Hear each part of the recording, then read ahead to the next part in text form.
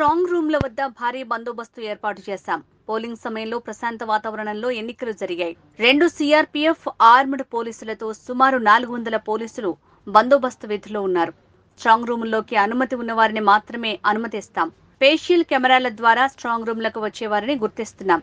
Videography తప్పనిసరిగా ఏర్పాటు చేశాం. స్ట్రాంగ్ రూమ్ల వద్ద సీసీ కెమెరాలు ఏర్పాటు చేశాం. జిల్లాలో సెక్షన్ 144 అమల్లో ఉంది. కర్రలు, మారణాయుధాలతో తిరగరాదు. బాణాసంచా పేల్చే అనుమతి లేని కారణంగా అవి విక్రయించే షాప్స్ కి నోటీసులు ఇచ్చాం. స్ట్రాంగ్ రూమ్స్ ప్రాంతాన్ని రెడ్ జోన్ గా ప్రకటించాం. డ్రోన్స్ ఎగురవేస్తే చర్యలు తప్పవు అని పోలీస్ కమిషనర్ పిహెచ్డి రామకృష్ణ అన్నారు.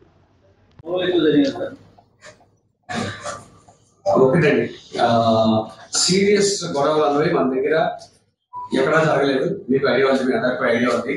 బట్ పిట్టి ఇష్యూస్ చాలా వరకు రూరల్ ఏరియాస్, టౌన్ కంటే కూడా రూరల్ ఏరియాస్ చిన్న చిన్న గొడవలు, గొడవ పడడం, తోసుకోవడం ఇలాంటి తప్ప ఎక్కడ కనుక్కోవడం ఇలాంటివన్నీ ఎక్కడ జరగలేదు. Except one or two issues. గొడవ జరిగే ప్రాంతాల్లో పోలీసులు సిబ్బంది మీరు ఏం చెప్తారు? ఏ రకమైన ఆధారం ఉన్నా సరే ఇమీడియట్ గా యాక్షన్ తీసుకోవడం జరుగుతుంది వాళ్ళ మీద. అందులో ఏం ములాజేం లేదు. వన్ సైడ్ గా యాక్ట్ చేశారు అన్న ఏదైనా ఎలిగేషన్ వస్తే ఇమీడియట్ గా ఎంక్వైరీ కండక్ట్ చేయడం జరుగుతుంది. అండ్ 100% చర్యలు తీసుకోవడం జరుగుతుంది. అందులో వేరే ఏమి లేదు. సో అందరూ కూడా జాగ్రత్తగా ఉండండి. మా దృష్టికి దొరికేది రాలేదు ఇలాంటివి. దయచేసి అందరూ కూడా సిబ్బంది కూడా జాగ్రత్తగా ఉండాలి. వన్ సైడ్ అనేది ఆల్రెడీ చెప్పుకున్నాం మేము. భయంగా పనిచేయడం అనేది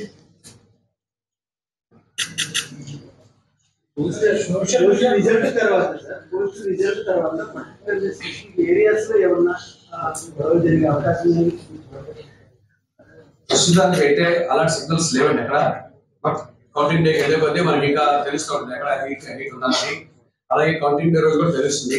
ఎనివే వీఆర్ ప్రిపేర్డ్. దానికి బందోబస్తు ప్లాన్ ప్రిపేర్ చేసుకుంటున్నాము. ఎక్కడైనా జరిగే అవకాశం ఉందా, ఎక్కడ విలేజెస్ లో టెన్షన్ ఉంది, ఎక్కడ వార్డ్స్ లో టెన్షన్ ఉంది, సిటీలో ఎక్కడ టెన్షన్ ఉంది, లీడర్స్ మధ్య ఏమన్నా గొడవ అవుతున్నాయా, ఇవన్నీ చూసుకొని ఖచ్చితంగా ఎక్కడ జరుగుతుందంటే కనుక before counting 1-2 days before counting already correct గా అనుకున్నాము. ఇప్పుడు జాయింట్ ప్రెస్ మీట్ అవ్వడం జరుగుతుంది. At the point of time పూర్తిగా మనకు క్లారిటీ పిక్చర్ వస్తుంది. అప్పుడు again we can take necessary action. Central government ఇప్పటికే వార్నింగ్ చేస్తా ఉంది. పోస్ట్ తర్వాత జరిగాలని సమ్ ఏరియాస్ మెన్షన్ చేస్తుంది. అట్లాంటి ఇక్కడ మన దగ్గర అయితే అలాంటి ఏం లేవండి. అయితే అలాగని మేమే కేర్లెస్ గా లేవు.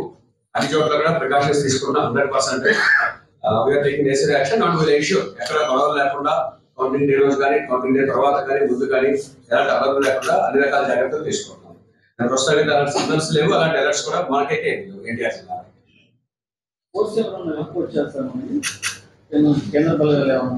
వస్తున్నాయండి. ఇక అంటే ఆల్రెడీ కొత్త మనకి ఇచ్చారు. ఆల్రెడీ కొన్ని కంపెనీస్ మన దగ్గర ఉన్నాయి. ఇది కాకుండా ఇంకొంతమంది ఇస్తున్నారు అన్ని చోట్ల.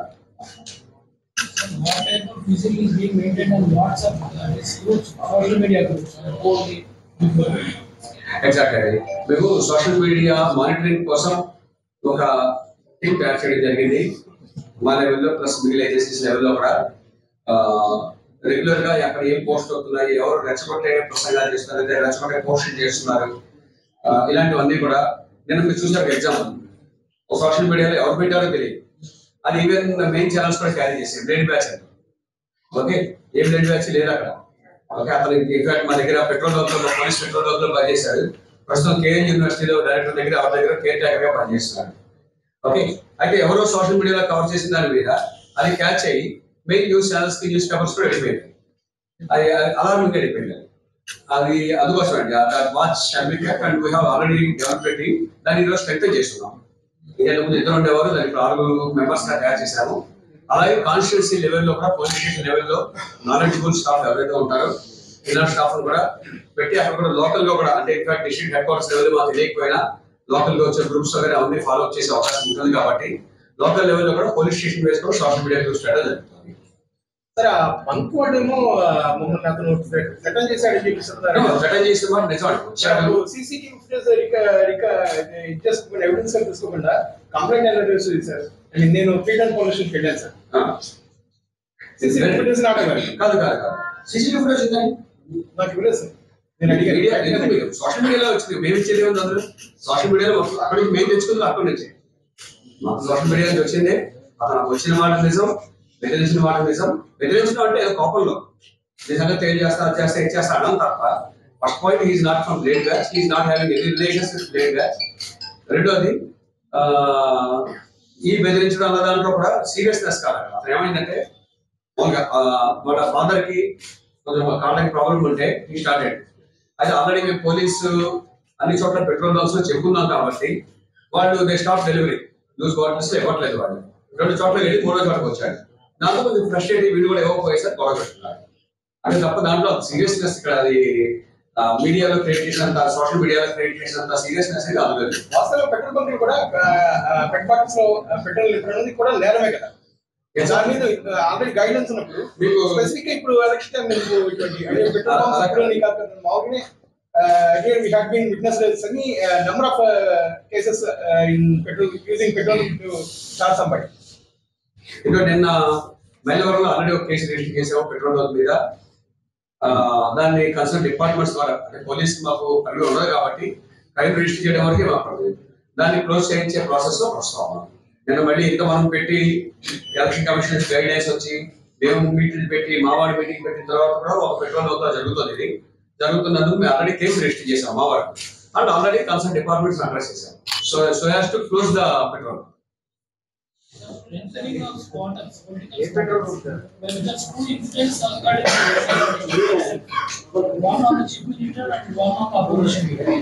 కొంచెం అదే మైక్ ఉందా?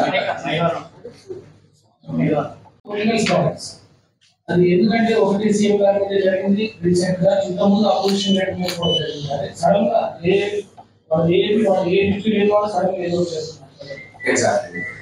ఆల్రెడీ మన దగ్గర మీరు చెప్పిన సెక్షన్ ఉంది, ఇంకొంచెం స్ట్రెంత్ సడన్లీ. నగరంలో ఒక మైనర్ బాలికని కిడ్నాప్ చేశారని మీకే 3 రోజులు పేరెంట్స్ కంప్లైంట్ ఇచ్చారు. అది ఏ స్టేషన్ కి సంబంధించిన స్టేషన్ కి వెళ్తే మేము ఎలక్షన్ హడావుల్లో ఉన్నాము, ఇప్పుడు కాదని కూడా స్టేషన్